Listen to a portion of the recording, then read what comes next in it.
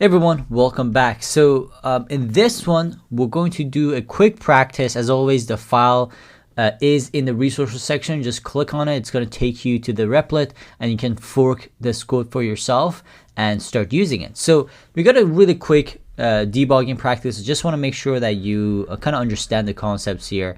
So, we're going to fix some of the errors here and kind of fix some of the problems that are not really errors, but they need to be solved. For example, the first one is obviously the most obvious one. We got the print error. So if you take a look, guys, we got the print here. It needs to print a string, but we don't have a quotation mark that is opening, because when you want to show a string and when you don't have a quotation mark, what happens is that it's going to think the line that you have, whatever you have inside the parentheses, is is a code. In this case, it's not. It's just a string, right? So when I add the quotation mark, it's going to be essentially just what it's supposed to be, which is a string. So that's the first one. And the second one, when we run the code, obviously there is an error. Okay, it says line 10. So username input is correct, right? And password input is correct. And the second, let's see what we have here. A main py line 10, which is this one.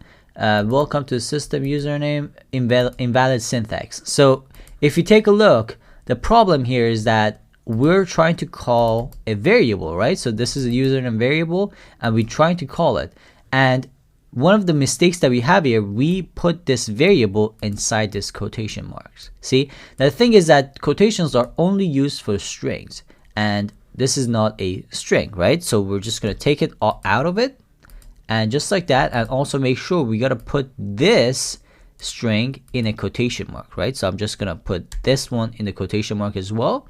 And just like that, we got welcome to the system plus or concatenated to username, right? So let's just put a space there as well, and here we go. So if I run it, this should work. Here we go. So hello, welcome to the system. Please enter your username.